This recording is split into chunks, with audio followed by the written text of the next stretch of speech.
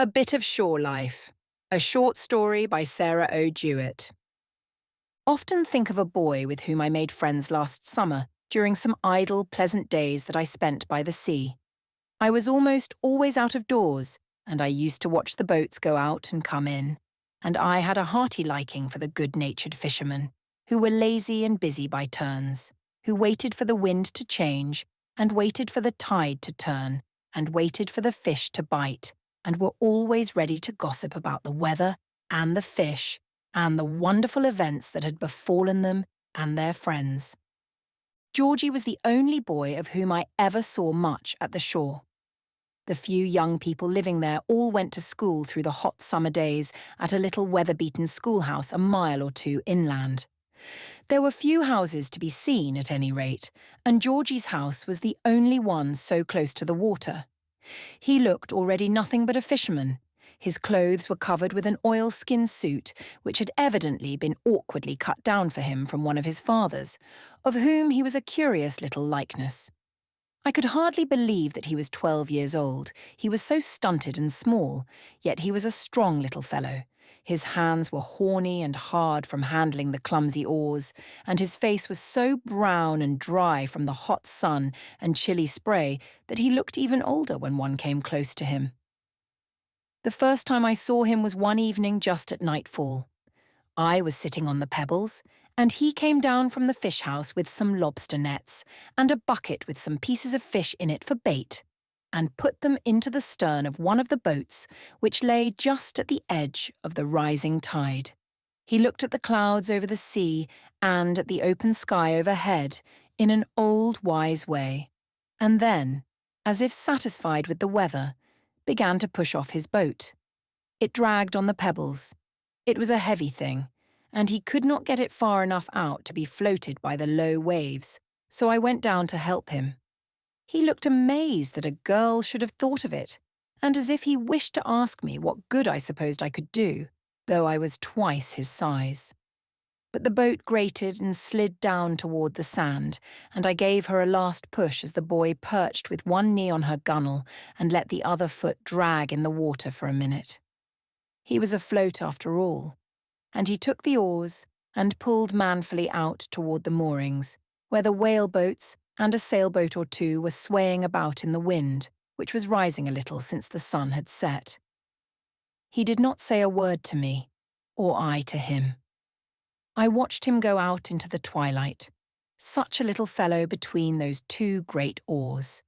But the boat could not drift or loiter with his steady stroke, and out he went until I could only see the boat at last, lifting and sinking on the waves beyond the reef outside the moorings.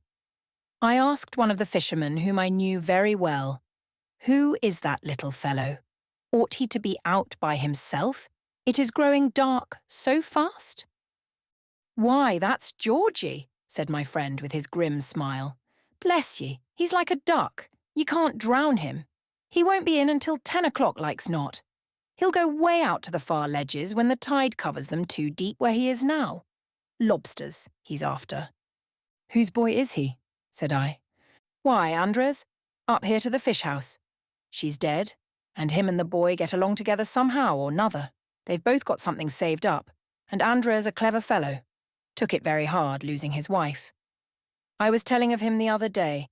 'Andre,' says I, 'ye ought to look up somebody or nother, and not live this way. There's plenty of smart, stirring women that would mend ye up, and cook for ye, and do well by ye.' 'No,' says he, 'I've had my wife, and I've lost her.' 'Well now,' says I, 'ye've shown respect, and there's the boy a-growing up, and if either of you was took sick, why, here ye be.'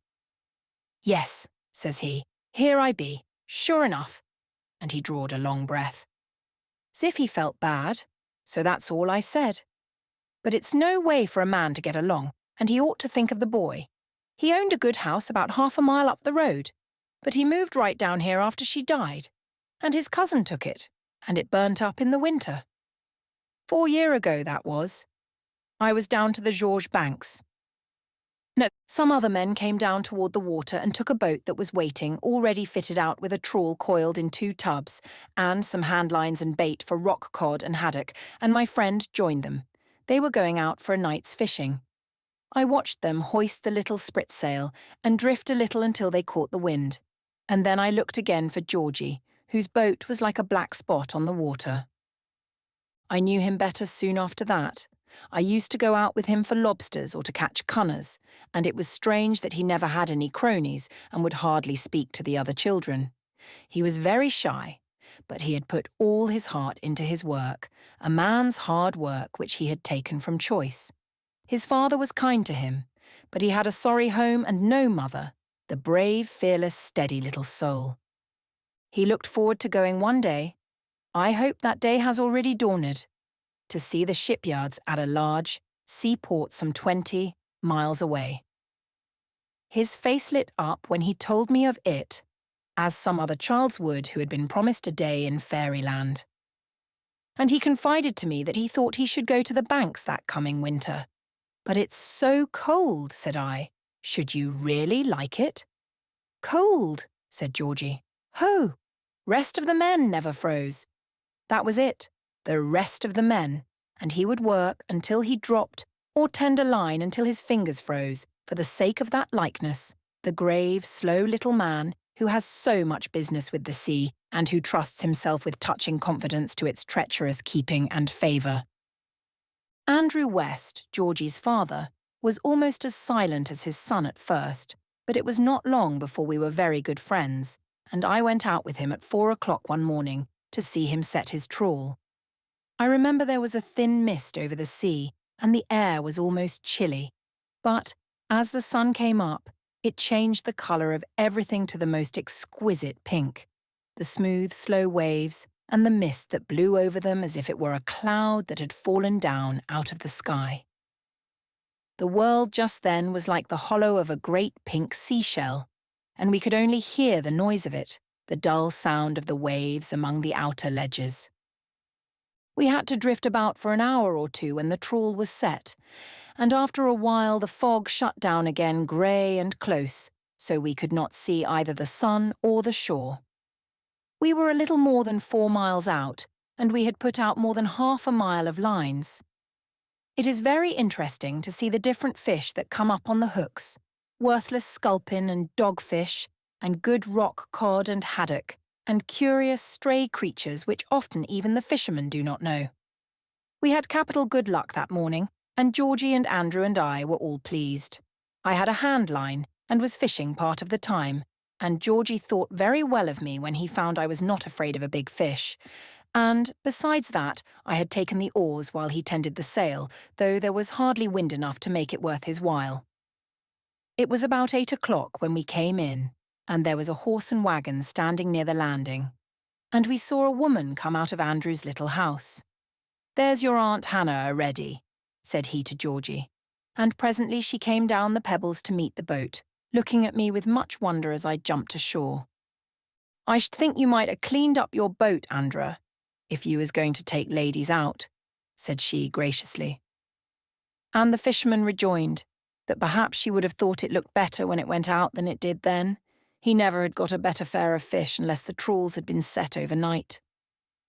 There certainly had been a good haul, and, when Andrew carefully put those I had caught with the hand line by themselves, I asked his sister to take them, if she liked. "Bless you," said she, much pleased. "We couldn't eat one of them big rock cod in a week. I'll take a little haddock if Andrew'll pick me one out." She was a tall, large woman, who had a direct, business-like manner, what the country people would call a master smart woman, or a regular driver, and I liked her. She said something to her brother about some clothes she had been making for him, or for Georgie, and I went off to the house where I was boarding for my breakfast. I was hungry enough, since I had had only a hurried lunch a good while before sunrise. I came back late in the morning and found that Georgie's aunt was just going away. I think my friends must have spoken well of me, for she came out to meet me as I nodded in going by and said, "I suppose you drive about some. We should be pleased to have you come up to see us. We live right 'mongst the woods, It ain't much of a place to ask anybody to. And she added that she might have done a good deal better for herself to have stayed off. But there, they had the place, and she supposed she and Cynthia had done as well there as anywhere.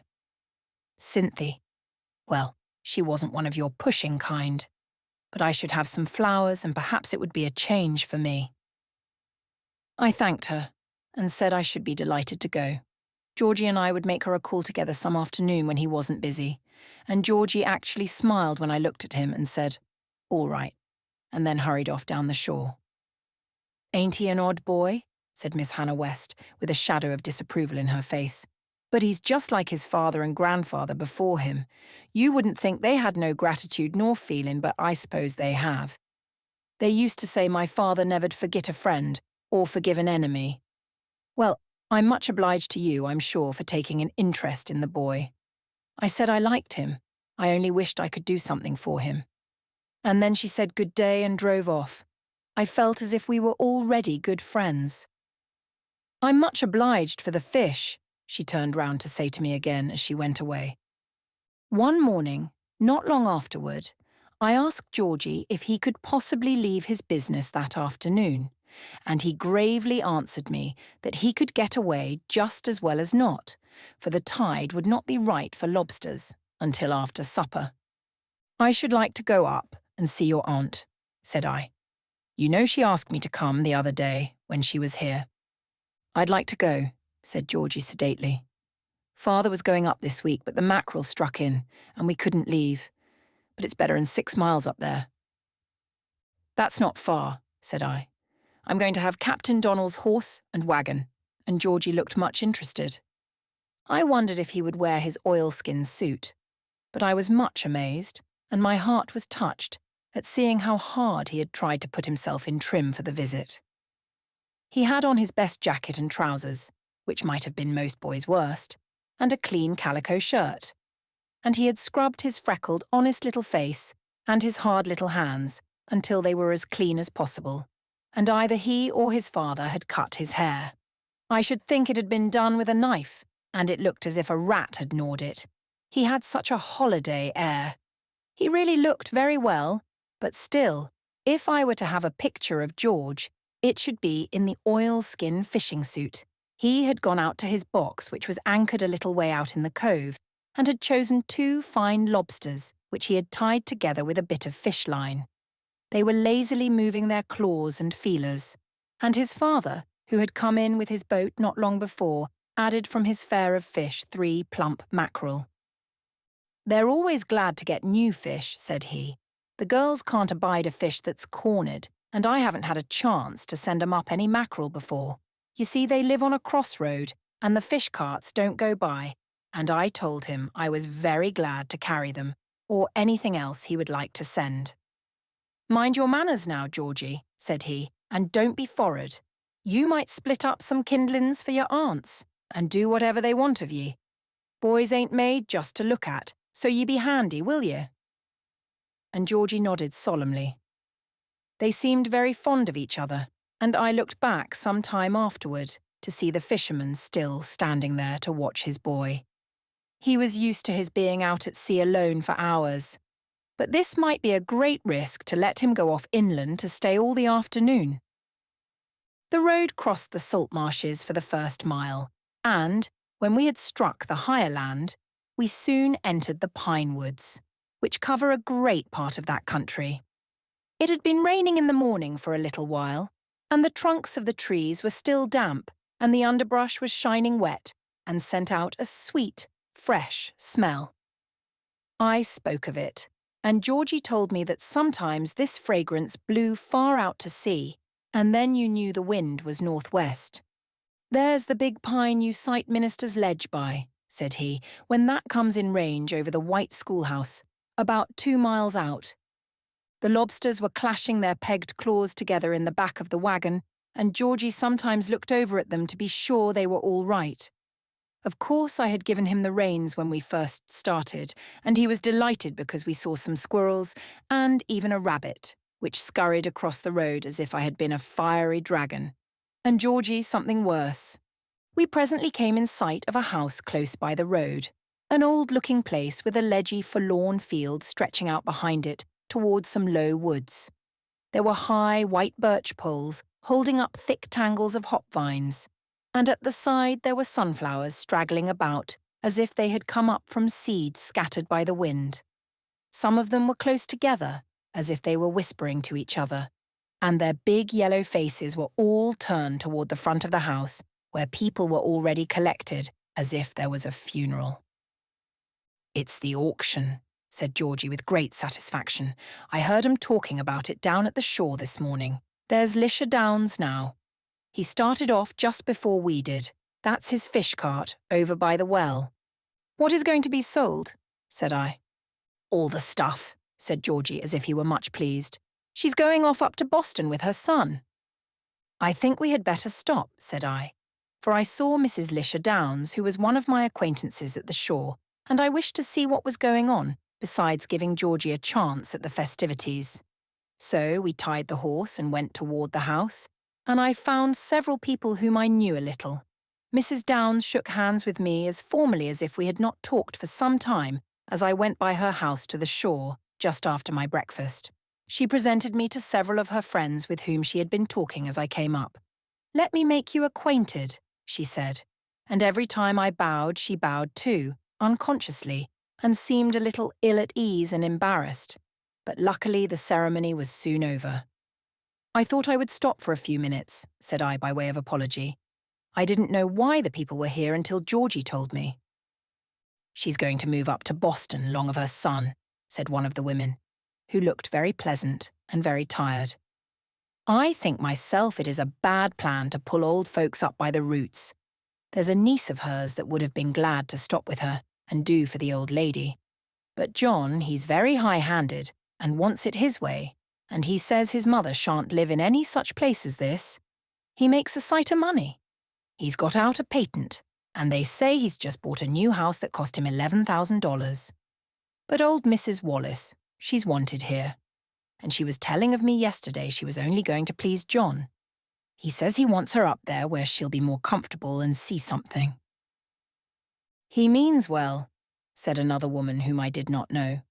"But folks about here never thought no great of his judgment. He's put up some splendid stones in the burying lot to his father and his sister Miranda that died. I used to go to school long of Miranda. She'd have been pleased to go to Boston. She was that kind. But there, Mother was saying last night, what if his business took a turn and he lost everything? Mother's took it dreadfully to heart. She and Mrs. Wallace were always mates as long ago as they can recollect." It was evident that the old widow was both pitied and envied by her friends on account of her bettered fortunes, and they came up to speak to her with more or less seriousness, as befitted the occasion. She looked at me with great curiosity, but Mrs. Down told her who I was, and I had a sudden instinct to say how sorry I was for her, but I was afraid it might appear intrusive on so short an acquaintance. She was a thin old soul who looked as if she had had a good deal of trouble in her day, and as if she had been very poor and very anxious. "Yes," said she to someone who had come from a distance, "it does come hard to go off. Home is home, and I seem to hate to sell off my things, but I suppose they would look queer up to Boston. John says I won't have no idea of the house until I see it," and she looked proud and important for a minute, but as someone brought an old chair out at the door, her face fell again. "Oh dear," said she, "I should like to keep that. It belonged to my mother. It's most wore out anyway. I guess I'll let somebody keep it for me." And she hurried off despairingly to find her son, while we went into the house. There is so little to interest the people who live on those quiet, secluded farms that an event of this kind gives great pleasure. I know they have not done talking yet about the sale, of the bargains that were made, or the goods that brought more than they were worth. And then the women had the chance of going all about the house and committing every detail of its furnishings to their tenacious memories. It is a curiosity one grows more and more willing to pardon, for there is so little to amuse them in everyday life.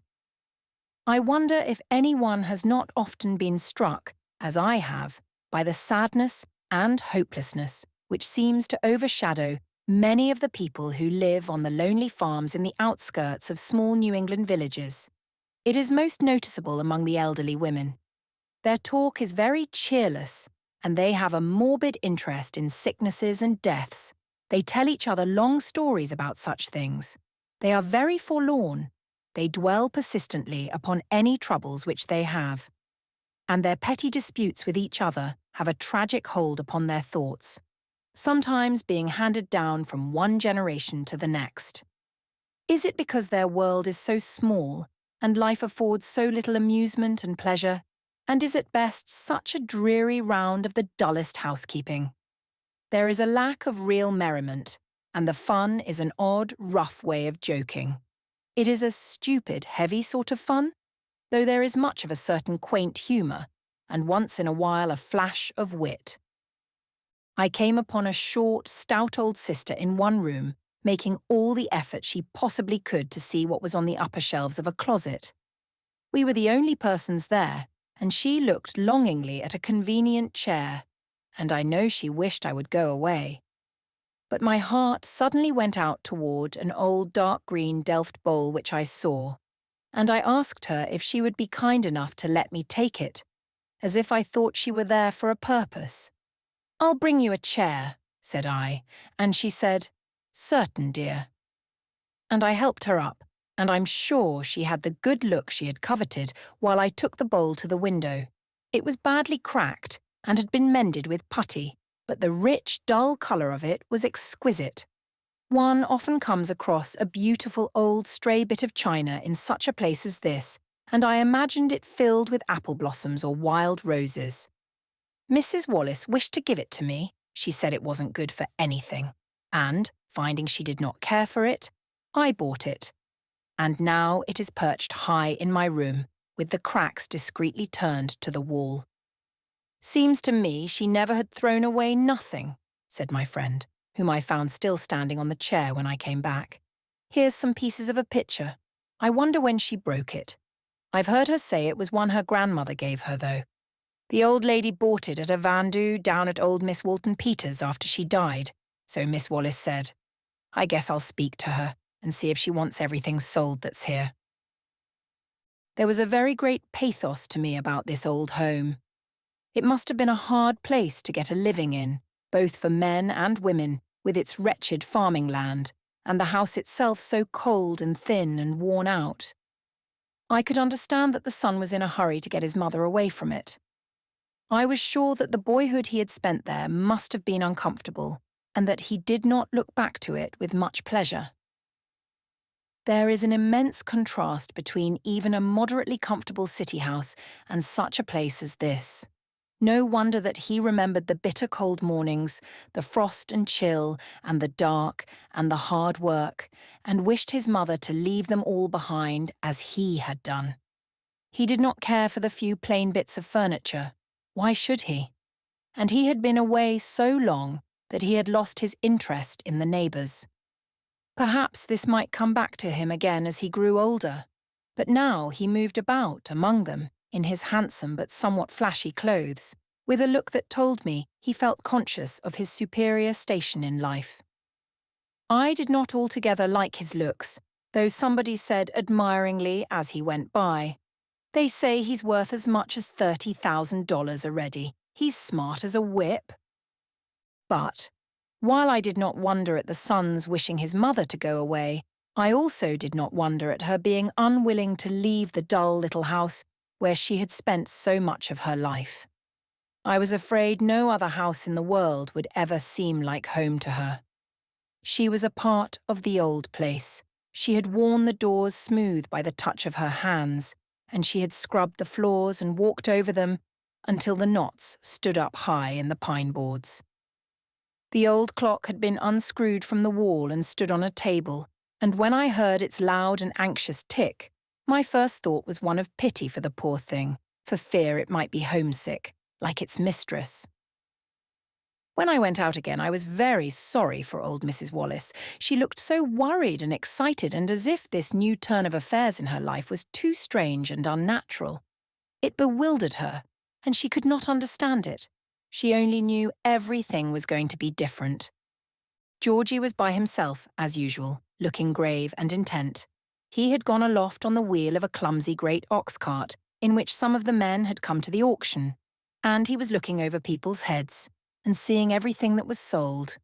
I saw he was not ready to come away, so I was not in a hurry. I heard Mrs. Wallace say to one of her friends, "You just go in and take that rug with the flowers on't, and go and put it in your wagon. It's right beside my chest that's packed ready to go." John told me to give away anything I had a mind to. He don't care nothing about the money. I hooked that rug 4 years ago. It's most new. The red of the roses was made out of a dress of Miranda's. I kept it a good while after she died, but it's no us to let it lay. I've given a good deal to my sister Styles. She was over here helping me yesterday. There. It's all come upon me so sudden.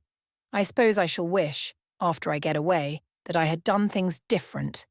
But, after I knew the farm was going to be sold, I didn't seem to realise I was going to break up until John came, day before yesterday. She was very friendly with me when I said I should think she would be sorry to go away, but she seemed glad to find I had been in Boston a great deal and that I was not at all unhappy there. "But I suppose you have folks there," said she, "though I never supposed they was so sociable as they be here, and I ain't one that's easy to make acquaintance. It's different with young folks, and then, in a case of sickness, I should hate to have strange folks round me. It seems as if I never set so much by the old place as I do now I'm going away. I used to wish he would sell and move over to the port. It was such hard work getting along when the child'n was small, and there's one of my boys that run away to sea and never was heard from. I've always thought he might come back, though everybody gave him up years ago. I can't help thinking what if he should come back and find I want here. There. I'm glad to please John. He sets everything by me, and I suppose he thinks he's going to make a spry young woman of me. Well, it's natural. Everything looks fair to him, and he thinks he can have the world just as he wants it. But I know it's a world of change and loss. And you see I shall have to go to a strange meeting up there. Why, Mrs. Sands, I am pleased to see you.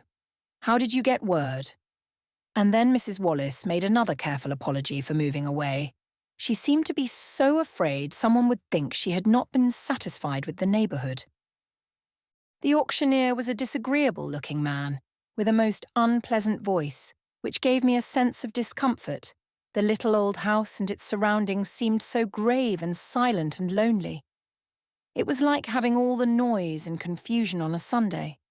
The house was so shut in by the trees that the only outlook to the world beyond was a narrow gap in the pines, through which one could see the sea, bright, blue and warm with sunshine that summer day. There was something wistful about the place, as there must have been about the people who had lived there. Yet, hungry and unsatisfied as her life might have been in many ways, the poor old woman dreaded the change. The thought flashed through my mind that we all have more or less of this same feeling about leaving this world for a better one. We have the certainty that we shall be a great deal happier in heaven, but we cling despairingly to the familiar things of this life. God pity the people who find it so hard to believe what he says and who are afraid to die and are afraid of the things they do not understand. I kept thinking over and over of what Mrs. Wallace had said. A world of change and loss. What should we do if we did not have God's love to make up for it, and if we did not know something of heaven already? It seemed very doleful that everybody should look on the dark side of the widow Wallace's flitting, and I tried to suggest to her some of the pleasures and advantages of it once when I had a chance. And indeed she was proud enough to be going away with her rich son. It was not like selling her goods because she was too poor to keep the old home any longer. I hoped the son would always be prosperous, and that the son's wife would always be kind and not ashamed of her, or think she was in the way. But I am afraid it may be a somewhat uneasy idleness, and that there will not be much beside her knitting work to remind her of the old routine. She will even miss going back and forward from the old well in storm and sunshine. She will miss looking after the chickens, and her slow walks about the little place, or out to a neighbour's for a bit of gossip. with the old brown checked handkerchief over her head. And when the few homely, faithful old flowers come up next year by the doorstep, there will be nobody to care anything about them. I said goodbye and got into the wagon, and Georgie clambered in after me with a look of great importance, and we drove away. He was very talkative. The unusual excitement of the day was not without its effect. He had a good deal to tell me about the people I had seen, though I had to ask a good many questions. Who was the thin old fellow, with the black coat, faded yellow-green on the shoulders, who was talking to Skipper Down about the dogfish? That's old Captain Abaya Lane, said Georgie, lives over toward Little Beach. Him that was cast away in a fog in a dory down to the banks once, like to have starved to death before he got picked up. I've heard him tell all about it. Don't look as if he'd ever had enough to eat since, said the boy grimly. He used to come over a good deal last winter and go out after cod, long of father and me. His boats all went adrift in a big storm in November, and he never heard nothing about 'em. Guess they got stove against the rocks. We had still more than 3 miles to drive over a lonely part of the road, where there was scarcely a house, and where the woods had been cut off more or less, so there was nothing to be seen but the uneven ground, which was not fit for even a pasture yet. But it was not without a beauty of its own, for the little hills and hollows were covered thick with brakes and ferns and bushes, and in the swamps the cattails and all the rushes were growing in stiff and stately ranks, so green and tall, while the birds flew up or skimmed across them as we went by. It was like a town of birds, there were so many. It is strange how one is always coming upon families and neighbourhoods of wild creatures in the unsettled country places. It is so much like one's going on longer journeys about the world and finding town after town with its own interests, each so sufficient for itself. We struck the edge of the farming land again after a while, and I saw 3 great pines that had been born to good luck in this world, since they had sprouted in good soil and had been left to grow as fast as they pleased. They lifted their heads proudly against the blue sky, these rich trees, and I admired them as much as they could have expected. They must have been a landmark for many miles to the westward, for they grew on high land, and they could pity, from a distance, any number of their poor relations who were just able to keep body and soul together, and had grown up thin and hungry in crowded woods. But, though their lower branches might snap and crackle at a touch, their tops were brave and green, and they kept up appearances at any rate. These poorer pines. Georgie pointed out his aunt's house to me, after a while. It was not half so forlorn-looking as the others, for there were so many flowers in bloom about it of the gayest kind, and a little yellow and white dog came down the road to bark at us. But his manner was such that it seemed like an unusually cordial welcome rather than an indignant repulse. I noticed 4 jolly old apple trees nearby, which looked as if they might be the last of a once flourishing orchard. They were standing in a row, in exactly the same position, with their heads thrown gaily back, as if they were dancing in an old-fashioned reel, and, after the forward and back, one might expect them to turn partners gallantly. I laughed aloud when I caught sight of them. There was something very funny in their looks, so jovial and whole-hearted, with a sober, cheerful pleasure, as if they gave their whole minds to it. It was like some old gentlemen and ladies who catch the spirit of the thing and dance with the rest at a Christmas party. Miss Hannah West first looked out of the window and then came to meet us, looking as if she were glad to see us. Georgie had nothing whatever to say, but, after I had followed his aunt into the house, he began to work like a beaver at once, as if it were anything but a friendly visit that could be given up to such trifles as conversation, or as if he were anything but a boy. He brought the fish and lobsters into the outer kitchen, though I was afraid our loitering at the auction must have cost them their first freshness. And then he carried the axe to the woodpile and began to chop up the small white pine sticks and brush which form the summer firewood at the farmhouses, crow sticks and underbrush, a good deal of it, but it makes a hot little blaze while it lasts. I had not seen Miss Cynthia West, the younger sister, before, and I found the two women very unlike. Miss Hannah was evidently the capable business member of the household, and she had a loud voice and went about as if she were in a hurry. Poor Cynthia. I saw at first that she was one of the faded-looking countrywomen who have a hard time, and who, if they had grown up in the midst of a more luxurious way of living, would have been frail and delicate and refined and entirely ladylike. But, as it was, she was somewhat in the shadow of her sister, and felt as if she were not of very much use or consequence in the world, I have no doubt. She showed me some pretty picture frames she had made out of pine cones and hemlock cones and alder burrs. But her chief glory and pride was a silly little model of a house, in perforated cardboard, which she had cut and worked after a pattern that came in a magazine. It must have cost her a great deal of work, but it partly satisfied her great longing for pretty things, and for the daintiness and art that she had an instinct toward, and never had known. It stood on the best room table with a few books, which I suppose she had read over and over again. And in the room, beside, were green paper curtains with a landscape on the outside, and some chairs ranged stiffly against the walls, some shells, and an ostrich's egg, with a ship drawn on it, on the mantel-shelf, and ever so many rugs on the floor, of most ambitious designs, which they had made in winter. I know the making of them had been a great pleasure to Miss Cynthia, and I was sure it was she who had taken care of the garden, and was always at much pains to get seeds and slips in the spring.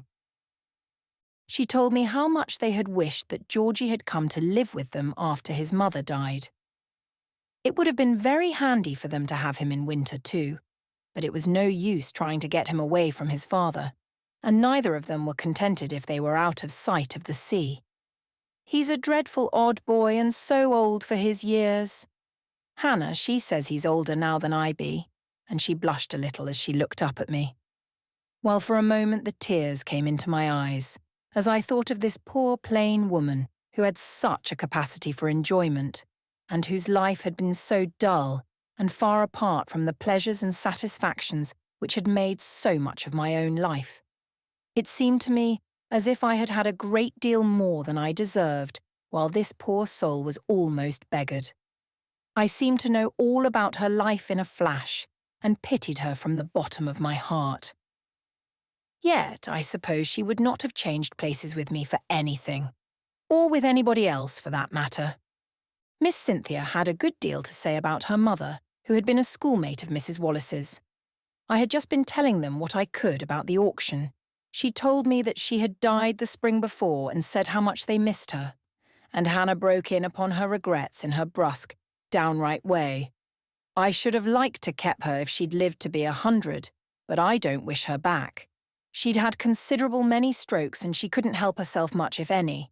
She'd got to be rising 80 and her mind was a good deal broke, she added conclusively after a short silence, while Cynthia looked sorrowfully out of the window, and we heard the sound of Georgie's axe at the other side of the house and the wild, sweet whistle of a bird that flew overhead. I suppose one of the sisters was just as sorry as the other in reality. "Now I want you and Georgie to stop and have some tea. I'll get it good and early," said Hannah, starting suddenly from her chair and beginning to bustle about again after she had asked me about some people at home whom she knew. "Cynthia, perhaps she'd like to walk round outdoors a spell. It's breezing up and it'll be cooler than it is in the house. No, you needn't think I shall be put out by your stopping, but you'll have to take us just as we be. Georgie always calculates to stop when he comes up. I guess he's made off for the woods. I see him go across the lot a few minutes ago." So Cynthia put on a discouraged-looking gingham sunbonnet, which drooped over her face, and gave her a more appealing look than ever, and we went over to the pine woods, which were beautiful that day. She showed me a little waterfall made by a brook that came over a high ledge of rock covered with moss, and here and there tufts of fresh green ferns. It grew late in the afternoon, and it was pleasant there in the shade, with the noise of the brook and the wind in the pines that sounded like the sea. The wood thrushes began to sing, and who could have better music? Miss Cynthia told me that it always made her think of once when she was a little girl to hear the thrushes. She had run away and fallen into the marsh, and her mother had sent her to bed quick as she got home, though it was only 4 o'clock. And she was so ashamed because there was company there, some of her father's folks from over to Elliot. And then she heard the thrushes begin to call after a while, and she thought they were talking about her, and they knew she had been whipped and sent to bed. I'd been gone all day since morning. I had a great way of straying off in the woods, said she. I suppose Mother was put to it when she see me coming in, all bog mud, right before the company. We came by my friends, the apple trees, on our return, and I saw a row of old-fashioned square beehives near them, which I had not noticed before. Miss Cynthia told me that the bee money was always hers, but she lost a good many swarms on account of the woods being so near, and they had a trick of swarming Sundays after she'd gone to meeting, and besides, the millerbugs spoilt 'em, and some years they didn't make enough honey to live on, so she didn't get any at all. I saw some bits of black cloth fluttering over the little doors where the bees went in and out, and the sight touched me strangely. I did not know that the old custom still lingered of putting the hives in mourning, and telling the bees when there had been a death in the family, so they would not fly away. I said, half to myself, a line or two from Whittier's poem, which I always thought one of the loveliest in the world, and this seemed almost the realization of it. Miss Cynthia asked me wistfully, "Is that in a book?" I told her yes, and that she should have it next time I came up, or had a chance of sending it. "I've seen a good many pieces of poetry that Mr. Whittier wrote," said she. "I've got some that I cut out of the paper a good while ago. I think everything of 'em." "I put the black on the hives myself," said she. "It was for Mother, you know. She did it when Father died, but when my brother was lost, we didn't, because we never knew just when it was. The schooner was missing, and it was a good while before they give her up." "I wish we had some neighbours in sight," said she once. "I'd like to see a light when I look out after dark." Now, at my aunt's, over to Elliot, the house stands high, and when it's coming dark, you can see all the folks lighting up. It seems real sociable.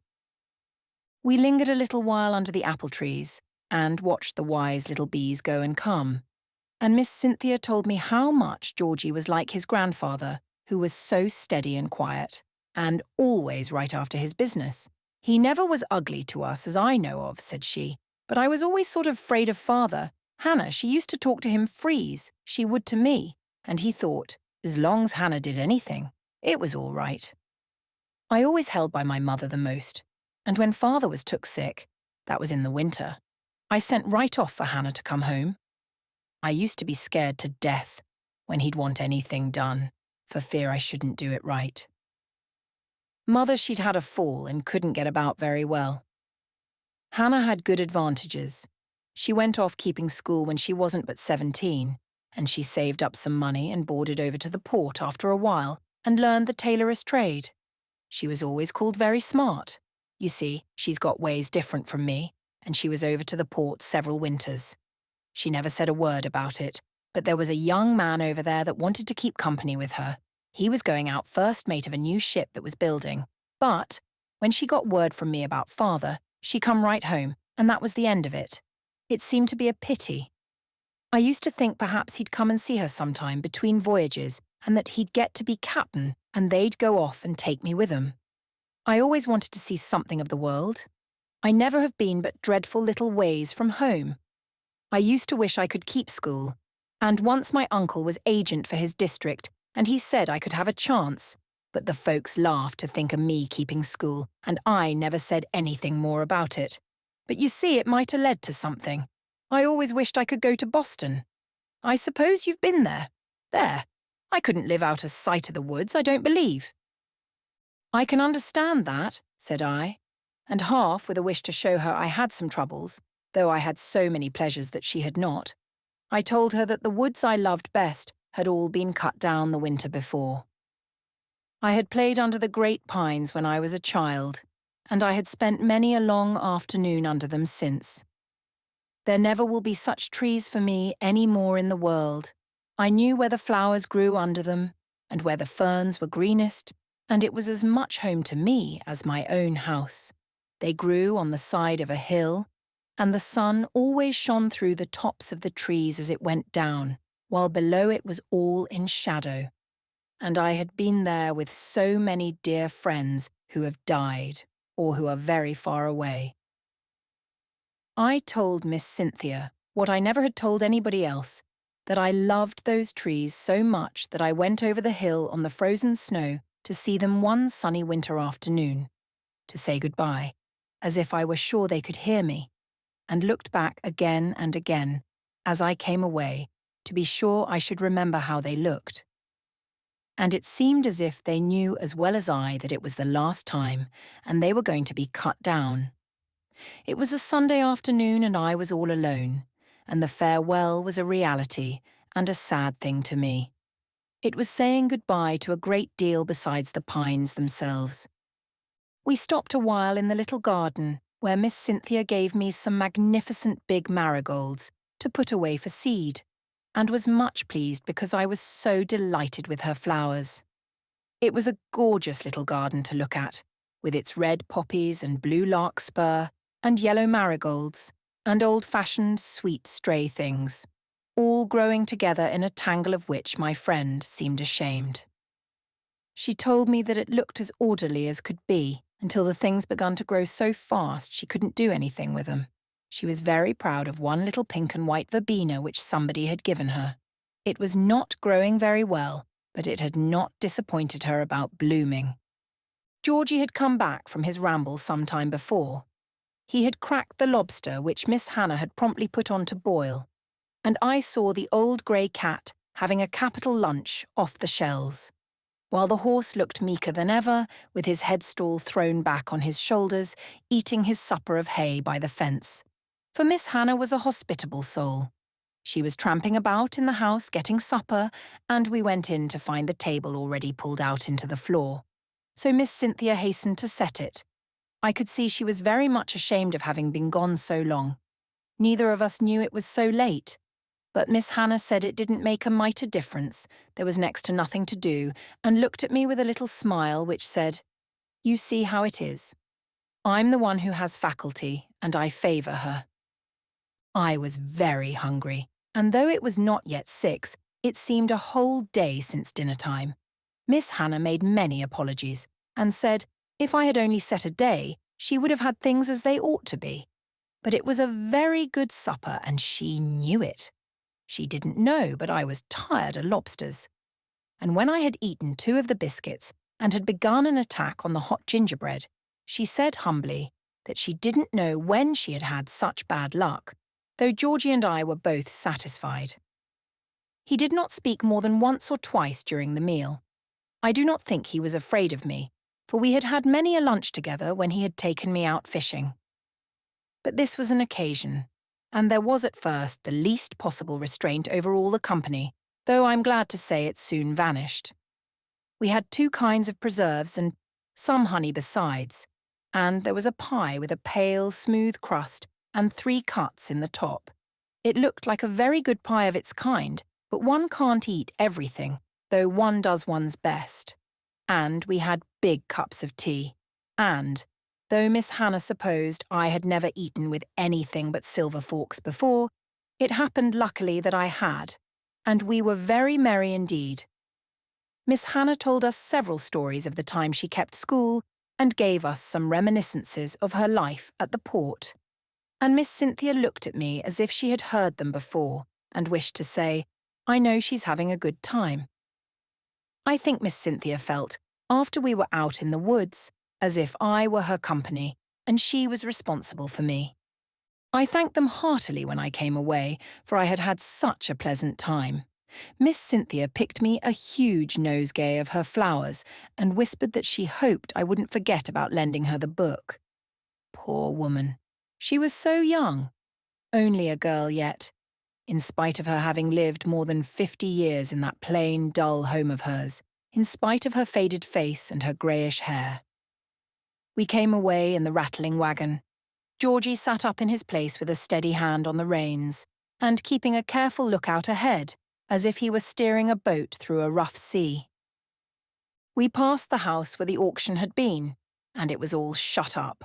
The cat sat on the doorstep waiting patiently, and I felt very sorry for her. But Georgie said there were neighbours not far off, and she was a master hand for squirrels. I was glad to get sight of the sea again, and to smell the first stray whiff of salt air that blew in to meet us as we crossed the marshes. I think the life in me must be next of kin to the life of the sea, for it is drawn toward it strangely, as a little drop of quicksilver grows uneasy, just out of reach of a greater one. "Good night, Georgie," said I, and he nodded his head a little as he drove away to take the horse home.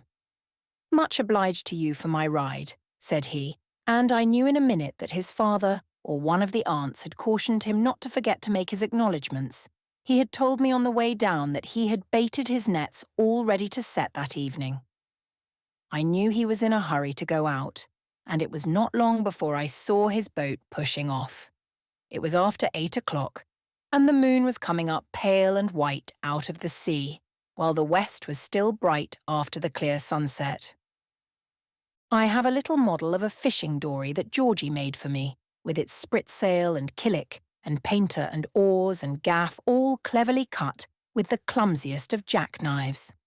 I care a great deal for the little boat, and I gave him a better knife before I came away, to remember me by, but I am afraid its shininess and trig shape may have seemed a trifle unmanly to him. His father's had been sharpened on the beach stones to clean many a fish, and it was notched and dingy, but this would cut. There was no doubt about that. I hope Georgie was sorry when we said goodbye. I'm sure I was. A solemn, careful, contented young life, with none of the playfulness or childishness that belonged to it. This is my little fisherman, whose memory already fades of whatever tenderness his dead mother may have given him. But he is lucky in this, that he has found his work and likes it. And so I say, may the sea prove kind to him. And may he find the friend those other fishermen found, who were mending their nets on the shores of Galilee. And may he make the harbour of heaven by and by after a stormy voyage or a quiet one, whichever pleases God.